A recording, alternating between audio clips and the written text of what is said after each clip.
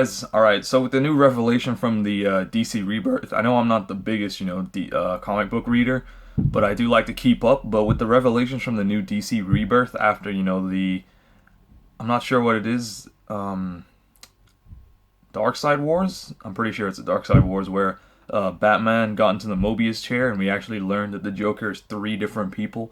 I think that's like mind-blowing information, and with what's going on right now, I think it's actually like blowing up the internet because everybody is curious, as asking all these questions of who are the Jokers, how long have they been three different people, how is the Batman not noticed. Like, it's just a lot of really cool information, and I think it's really interesting, and I really want to talk about this because I don't know if you guys know, but Joker is actually my all-time favorite villain and one of my all-time favorite characters just in general. So the first thing I'd like to propose to you guys is, what if there hasn't always been three Jokers? Now hear me out. So we all know that the Batman, on occasion has, like as we see in The Dark Knight Rises, the movie and the comic, he has killed people. So what if the Batman, the reason he can't believe that there's three different Jokers is because he actually killed the original Joker? Now, I know a lot of you are going to say, man, you're fucking stupid. Why would the Batman kill the Joker? The Batman hasn't killed Joker. But what if he has? Like, what if he did kill the original Joker? Maybe not directly, but, as a cause of something he did. The original Joker died, and he knew this. So then what if the mantle of the Joker, passed on to three other people? Well, three other people, and they became the Joker. Or inadvertently, what if, there's one of these origins going around that the Joker isn't actually, is a god that's been around for generations. What if when the Joker dies, he simply just reincarnates into someone else, or he just shifts into someone else? I mean, think about it. It would also fit, the theory from the imaginary axis that the Joker is super sane. What if this super sanity is its own consciousness, and it travels from person to person as they die, and as part of being host to this super consciousness entity, it makes their skin white, and it gives them the green hair and the lips. Like, what if that's what's happening here? I mean, think about it. Is it really that far of a stretch to think that might happen? I know that originally the Joker's, we don't even really originally know his actual backstory, and in the Killing Joke, we're just given a story, but it's not confirmed to be the story. So what if the Joker is just an entity, a consciousness that travels from person to person as they die? It would fit one of the original theories, one of the original lores, that people have come up with, I guess you could say, or has been hinted. What if that's what's going on here?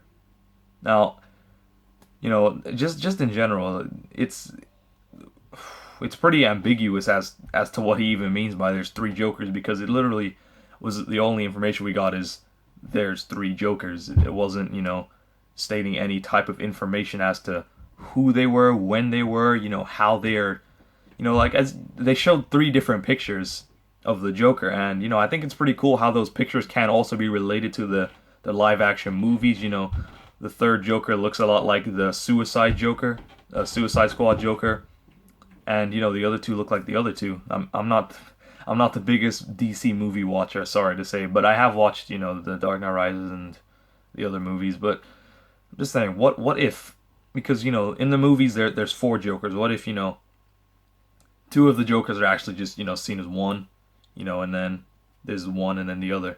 I know, like you can probably tell which Jokers I'm talking about fit which Jokers. So I think it's just pretty interesting. But my thing is, I wonder how this is gonna affect the up and coming Batman. Like there's a Batman comic coming up. I don't think it's a DC Rebirth. It might be. I'm not the most knowledgeable person with comics. I like to learn more and know more. Hopefully I will someday. I'm trying to keep up as much as I can. But how is this gonna affect the Batman? psychologically, he's always been dead set on, I have to stop the Joker, and the Joker has always been his polar opposite. So what does this mean for the Batman having three Jokers, all being the parallel to him? How is this going to affect him and the way he thinks and the way he sees the Joker now, and just things in general? How I wonder how it's pretty interesting thinking how it's going to affect the character of the Batman psychologically, as well as just in general, like how he's personally going to react to confronting the Joker.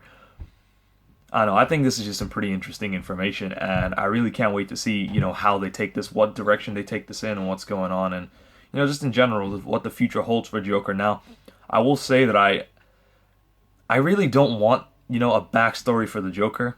I mean, I know it would be nice, it would be cool to learn his true origins and just everything there is to know about the Joker, but I don't want that, because as a Joker fan, the ambiguity that surrounds the Joker, that makes him the prince of all jokes, the king, the kingpin. Like, if we know all this information about him, he loses that ambiguity. And don't get me wrong, I guess it wouldn't ruin the character, and it wouldn't ruin anything about him. It would just it would change just the relationship that we have with the Joker. If we see him and what he does, but we don't know him and understand really why or what he does, and why he does what he does. And I think that understanding that would bring us closer to understanding the character, but it would push us further away from who he actually is. The ambiguity that surrounds him, us not truly understanding or knowing who or what he even is one of the key things that makes a character such an amazing, successful character. It's great. Like, I know this is an anime kind of thing, but look at Obito and Toby. When he was Toby with the mask, he was such a more interesting character. He could get away with anything. He was more badass. People couldn't put a face to him. There was all these questions, theories. Just people just wanted to know who he is, to learn what he even, like, how he is, what, like, where he comes from. It just made him such a more interesting character. And then once he lost that mask, he just kind of spirals straight into shit.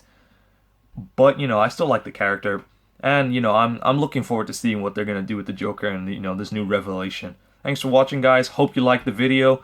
Would like to talk more about DC and Marvel stuff. Don't forget to subscribe if you enjoyed the video. Dislike the video if you didn't like it. Comment down below why you didn't like it, what I could have done better. I'd really appreciate that. Have an awesome day, guys. It's your boy Sly. I'll catch y'all later. Have a nice day. Bye.